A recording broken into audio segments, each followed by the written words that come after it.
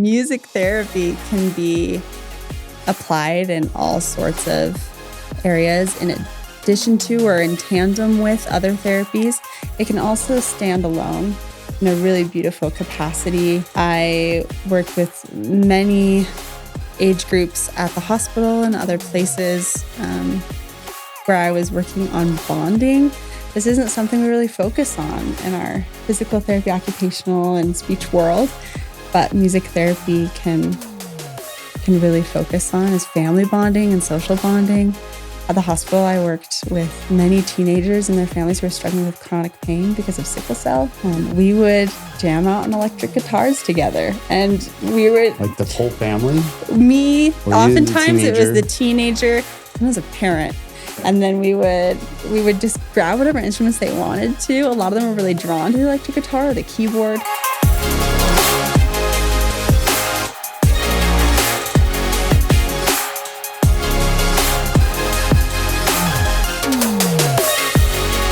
What's up, everybody? Welcome back to another episode of Therapy Unmasked. Today is a really cool episode. We have a very unique guest. Her name is Alyssa, and she is a board-certified music therapist. And we don't really get to talk to a lot of music therapists here. I mean, here we have occupational therapy, speech therapy, feeding therapy, and physical therapy. But Alyssa kind of is down this different path that focuses on music therapy. And what she does is she works with those other therapists and uses her skills alongside those therapist skills to help kids reach their goals and milestones. So I'm going to just turn the time over to her real quick, and she'll kind of explain a little bit about what music therapy is and what her credentials are for doing that. Welcome, sure. Alyssa. Thank you. Music therapy is a really amazing health profession. We use music as our tool to help all sorts of individuals in every part of their lives to achieve their goals. So I'm not using music to try and perform for a concert or to help people play instruments better, although those can be side effects. My goal is maybe to help a kid who's struggling to walk to learn how to walk better and using music to help achieve that, or learning speech skills, or maybe that's family bonding, or maybe that's emotional support and social support. So really amazing things can come by using music as a tool. It does require licensure. So I'm a board certified music therapist nationally. I did a bachelor's in music therapy and then did 1,200 hours of clinical experience in a variety of settings. And then I took a board exam. And then every state has their own licensure as well. So I'm state licensed here in Utah and really excited to explore this topic with all of you. So what school did you go to, and for like how many years roughly? I went to Utah State. Okay. And it's a 4-year degree. I did 5 because I wanted to go to medical school for a really long time. Mm-hmm. So I actually did a lot of other classes in addition and stretched it out. But typically a 4-year degree. Or if you do a bachelor's in something else, you can get a master's equivalency. So right here in Utah. And then when you became like a board certified music therapist, then you're thinking, hey, I want to work with kids. How did you get to that point? I've always worked with kids. I'm the oldest of 7 kids. And I did lots of jobs growing up where I was focused on working with kids, whether it was swim lessons or I was Disney princess for birthday parties. Working with kids is always a big passion. I worked with kids in several of my clinical experiences, including in Franklin County Medical Center with the Disabilities Agency, Primary Children's Hospital, and then later in Cleveland at Rainbow Babies and Children's Hospital. And I loved it. Loved it so much. There's something magical about a kid being willing to try anything that adults just struggle with sometimes. We get in our heads and we're like, I'm not good at that. But a kid will say, I've never tried that before and I want to. And it's really incredible to just watch them explore. And it gives me a lot of courage to explore new things by engaging with them. We love that. We work with kids, but you also work with all age groups and even adults. Do you have any stories maybe about kids or others that you've worked with where you're like, it kind of cemented in that you're a music therapist and this is what you want to do for your career? Like I said, I was prepping to go to medical school for a really long time. Yeah. I knew that I liked music. I knew that I really liked the medical field. And music therapy was this cool blend. But I felt like, I need to go to more school to really make the difference that I want. While I was at Rainbow Babies and Children's Hospital, I worked really closely with a lot of physicians and a lot of interdisciplinary groups and found that I was actually making an important impact as a music therapist that I wouldn't be able to make as a physician. I was in the room with patients, interacting with them daily or weekly while they were at the hospital, and working on amazing goals and building family relationships that a physician didn't have time for. A physician was in and out working on really specific medical goals, but they weren't able to sit down and be like, how's your relationship with your mom? Or how are you doing emotionally? How are you progressing towards this goal? Are you having fun today? Just really simple things that I could focus on and help make their experience even magical in a really hard setting. And I watched that over and over again, whether that was with a parent or an infant or somewhere in between with our teens or our little kids. Is just really amazing. And so I'm feeling more motivated now to explore what music therapy has to offer, realizing I can make a difference there. Well, and it's interesting that you're like first thinking, I'm going to go into medical school, and then you end up in music therapy, and you're like, wow, this is something that gives me like more face time, right, with the clients. Mm-hmm. And you may not always get that. I know most of my friends that are doctors, they're in and out real quick with each of their patients. And music therapy, like you get to connect more with people. I really value that connection. Yeah. It's been incredible. Yeah, and you don't always get that as a physician. And I bet you if more physicians knew about what you do, they'd be like, maybe I should have gone into music therapy. You might, honestly. Yeah. I do want to talk a little bit about your background too, because obviously you have to have some kind of like musical talent, right, to be a music therapist. So did you like grow up playing instruments? Like, has music always been a huge part of your life? And then what was that transition like of, I love music, I'm like engulfed in music, and now how can I use this to help kids? What was that kind of like? As a kid, I really loved music. 6-year-old me wrote a book called I Am a Rock Star. And it was all about, I wake up singing, I go to bed singing, I was born singing. When I'm an adult, I'll be singing all the time. It was just kind of my thing. And I did lots of choir. Once I got to the end of high school and had done lots of piano, lots of cello, lots of choir, I was kind of sick of it, actually. I was planning on going to college and didn't know what I wanted to do, but I kept telling myself, I am not studying music. I am not going into the medical field. I think, I'm not going to school in Utah. I was from Wyoming. And those were just like all the predictable things that I felt like people were expecting of me, and I didn't want to fall into that. And you ended up doing all three. I ended up doing it anyways. Yeah, all three. Here I am. But actually, I'm realizing I think I didn't want to do those things because they were a big part of me. I wanted to kind of explore more. Yeah. And be unexpected, I guess. But I found out about the music therapy program when I was just touring schools with my friends. And I was like, actually, that sounds kind of cool. What even is that? Auditions were in a month. And I was like, I'm going to just try. So I had never played guitar before. I learned a couple chords. For How Much Is That Doggy in the Window? It's an old children's song. And, I had to learn like a pop song on the piano and do an operatic piece on voice just to demonstrate a variety of things that I could do. And it magically got in and felt like it was the path of the most light at the time. I went for it. So I had a lot of musical experience, but honestly, a lot of the training that I feel like I use every day within therapy sessions comes from my schooling and being able to play guitar and support someone else in their musical experience, or create a bass on the drums or maybe on the piano so that they feel comfortable exploring themselves. So it's less about your performance and more about how your performance can uplift whoever you're working with. Yes, because I want them to be creating music. That's where the therapy happens. We can listen to music on our own anytime. And yes, that can be part of my sessions. But my philosophy is that our best therapy and music therapy sessions is happening when the patient is involved in the music creation process. They're making music. Yeah. Wow, that's really cool. So when you sit down with a patient or with a family or even another medical professional, how do you explain what music therapy can do? I think by telling stories and being able to give examples. I'd love to share some stories with all of you. I think that people's experiences can give a better picture than I can really give words to, for sure. You had mentioned the importance of working, or asked earlier about working along with PTs and OTs and speech therapists, which I did a lot of when I was at Rainbow Babies and Children's Hospital. And that was incredible. And one reason that I reached out to Ability Innovations was, wow, I love working with these specialties. My most incredible or really impactful experience was with a patient with cancer who was really struggling to walk. Her cancer was in her cerebellum and down her spinal cord. And she couldn't move from a chair to her bed, out of her wheelchair. She couldn't walk on her own.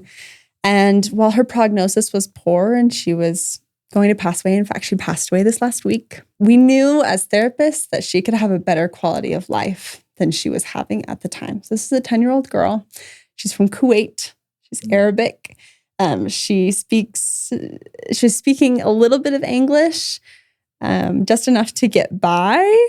And she was super sassy, did not want to do any exercise, but knew that she could grow and do hard things. So me and a physical therapist combined, we teamed up and we focused on her physical therapy goals of being able to self-ambulate and get up and walk on her own, being able to do daily tasks and participate in activities that she loved, like doing her makeup. I created musical experiences to support that. So instead of just walking and practicing that over and over again, we belly danced because that was part of her culture. Yes, it was really important to her. And it was able to help her practice weight shifting from foot to foot. It was able to help her practice using or letting go of something with her arms and trusting her body to stand on its own because she had to use her arms to dance. And it was just fun and something she could do at home completely on her own. We did many things with her, but it was really incredible to watch music enable her to use her physical therapy to its full capacity and really take advantage of the skills that her physical therapist was teaching her. Well, and to have where you're this integral part of the team too, that's helping not just facilitate, but also create. And not just music either, but create a motivation and a pathway for her to be able to reach those goals that she had, even in physical therapy. That's really cool. Are there any other stories that you would share with us? Obviously, physical therapy, music therapy can be applied in all sorts of areas in addition to or in tandem with other therapies. It can also stand alone in a really beautiful capacity. I worked with many age groups at the hospital and other places where I was working on bonding. This isn't something we really focus on in our physical therapy, occupational, and speech world, but music therapy can really focus on is family bonding and social bonding. At the hospital, I worked with many teenagers and their families who were struggling with chronic pain because of sickle cell. And we would jam out on electric guitars together. And we were... the whole family? Me. Oftentimes it was the teenager, sometimes a parent. Okay. And then we would just grab whatever instruments they wanted to. A lot of them were really drawn to the electric guitar or the keyboard or MIDI boards, like things on GarageBand. Mm-hmm. And we would just create fun beats together. And when you're making music like that and not needing to communicate with words, it brings this bonding experience that you can't have any other way.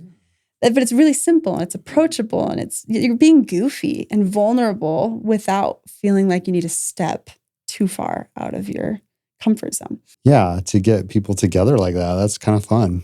Really fun. I've never played Rock Band or anything on the Xbox or any of those, but I've always wanted to. And I think that the people that I've seen do that, they get together as friends. It's okay to just play by yourself, but GarageBand is meant to have a whole band, right? Totally. And so that's cool. That's a neat experience. I think sometimes we get intimidated about music. We're like, oh, I've never done it before and I don't know what I'm doing. I'm not musically inclined. That's the best part about music therapy is that you don't need to be. I have that and I'm going to bring my skills to you and I'm going to make it successful for you. And part of the therapy is trying something totally new. It's a mindfulness skill, being willing to try something new and accept whatever comes of it. And that's an incredibly therapeutic experience too. But you don't have to have any musical experience or even know that you're really interested in music for music therapy to be successful. I wanted to also ask too about, it sounds like you've helped a lot of kids that are either like they're really sick and need help in that way, or they are going through some kind of rehabilitative process. What about helping kids who maybe have autism or like sensory issues? How can music therapy kind of assist them in those areas? Totally. Autism can look so different for every individual. That's one of the magical things about music, is it can be so different for every individual too. There's an opportunity that we have in music, like I said, to socially connect without having to do so in a traditional way. So if a kid with autism is really struggling with social skills, they can have amazing social experiences without needing to talk to someone traditionally or use all the right words or make perfect eye contact. And they can communicate a message that they wouldn't be able to get across normally. But it also helps them to glean those skills and transfer them to those normal social skills if that's something that they're working on. For example, maybe we're in a group of kiddos and we have some with autism, some with other needs, or maybe such some normal functioning kids, and we're working on that social skill. Then we can do a couple different things. We offer them opportunities to create music together, choose the instruments that they're going to use, and then interact in a conversation. Maybe you make a beat and you respond with the same beat. We go back and forth. We have kind of a drumming conversation.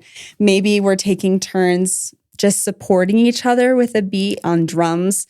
And then one kid gets to go up and play on the piano, whatever he wants. And the rest of us are just supporting and listening. And then we interchange and we trade places from listener to leader. And it's just a really incredible listening and response experience where you get to interact in a whole new way.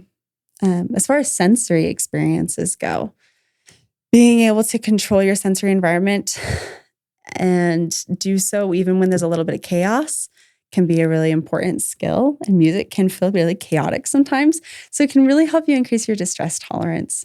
If a kiddo is really struggling with sensory needs, being able to start with low sensory input in a musical environment and increase that and practice distress tolerance or be able to do so within their own control can be something really empowering within a music environment. I had a music therapist once that came to our program when I was in school for occupational therapy, and they talked about how they would use music for things like calming activities, and they would do like chanting, or they would, do like a slower beat. And they said sometimes, the kids come in and they're doing this like more frequent beat, and then by the end of the session, they were slowing them down, and they would see like their energy levels just kind of lull out. Mm-hmm. And they're like, and it's so amazing to see how music can help that sensory experience. Our bodies are just attuned to it, right? Totally. Yeah, we're very rhythmic beings, just by the way we talk, walk, eat, our heartbeat, everything. It's really incredible to tune up to that. I love to hear so much more about that. And if we were to have like music therapy going at Ability Innovations, you were saying that we could have families that are just doing sessions individually with you, and then also you could join into sessions that have like the physical therapy or the speech therapy. Can you talk a little bit more about what that would look like? Absolutely. It can be very impactful both ways. If I were doing individual sessions, I would be assessing the child based on their needs, talking to the parent, making sure that we are evaluating the kid for what their strengths and their needs are, and then working on those within a music environment. And I can work on all sorts of goals. If they're already receiving physical, speech, and occupational or feeding therapy here, and they want to work on other goals like social skills or emotional regulation or family bonding or even just self-expression, we can work on those in individual sessions and have a lot of success in tailoring that to them. If we're wanting to help motivate their goals within PT, OT, speech, not just to work on those goals, which I can do in individual sessions, but to really enhance their experience within the physical therapy session or with other therapists, then working in tandem can be really amazing. Maybe we're motivating the kid to look at physical, speech, feeding, or occupational therapy in a whole new way. For example, with one kid at the hospital, I was working with a physical therapist again.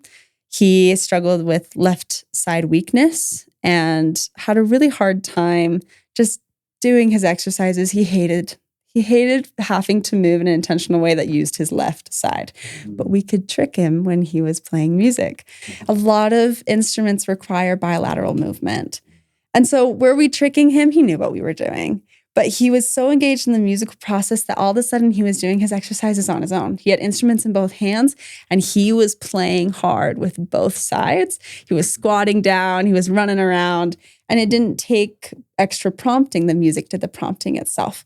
So it can be a really successful experience in tandem with the physical or other therapist to be able to combine and motivate the child or help them see and receive their therapy in a new light. That really solidifies kind of what we do here, huh? Like we really focus on like play-based therapy, and we know that like when kids love what they're doing and they enjoy what they're doing, they're going to want to continue to do those activities. That it is a therapy activity at the end of the day, but they don't necessarily know that because they're enjoying it and it's just fun for them. And they see results and progress a lot faster. And they're more likely to do it at home. Exactly. Because it's a more approachable activity. It's amazing. And I know several kids that they've kind of explored even their musical talents, and then something just comes out and they're like, wow, we got to get this kid like a keyboard, or we got to get this kid a cello, because they learn something and they're like,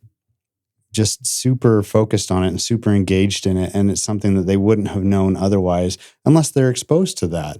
And so I think for a lot of kids, like having some kind of outlet like that, or having some kind of exploration time where they're like, hey, I always drum on the wall or on a table or something, but if you put drumsticks in my hand, it's a completely different game, and they might really go far with that. Okay, so Alyssa, we have this idea, right, that we want to bring music therapy into what we do here.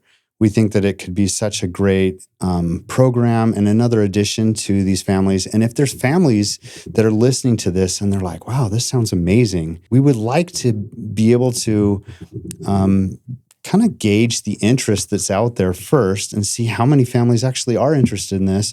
And as they get to know you and get to see maybe even what we do with music therapy in the clinic, and it gets more interest, we want to see how many people would be really interested in utilizing music therapy with their child. So tell us a little bit, like you were planning on coming in and maybe trying out some sessions and showing parents, like bringing instruments even, right? Totally. Tell us about that. I would love to offer a day where families can come in and try music therapy for free, whether they're doing that on their own or in tandem with their normal scheduled therapy sessions. I would love for parents to be able to see if it's a good fit for them, for their family, and for their kid. Maybe we're going into a speech therapy session and we're using music to prompt this child's normal speech patterns and help them work on those goals. Or maybe we're going into a room, we're working with parent and child together to create a really amazing family bonding experience. And that can be anywhere from 20 minutes to an hour. But I'd love to have families just come try it out. And then they can contact me with any questions that they have or concerns that they have. That sounds great. And we're going to send out a survey, and it's going to go out to all of our families to see if they're interested in music therapy, and also being able to meet with you and see kind of what you do and how it might best work for their kid. So if you're interested, if you're listening to this at home and you're like, yeah, this sounds amazing, or if you get to listen to this afterward and you're like, oh, I didn't fully get that information or all of that understanding, then we will link the survey in the show notes of this episode. And we'll also put your contact information so we can get this out there so that families know how valuable this therapy is. I also think at the end of the day, too, the reason we go through all this trouble and offer all these services and try and get as many of these partners together is because we want your kids and the kids that come to our clinics to receive the best care they can. to get results as fast as they can, to gain those superpowers that they need now to take on those challenges for tomorrow. That's really why Nick created Ability Innovations. He was working in the school districts and he saw a need that there needed to be more therapy outside of the school districts and more options for parents to take their kids to.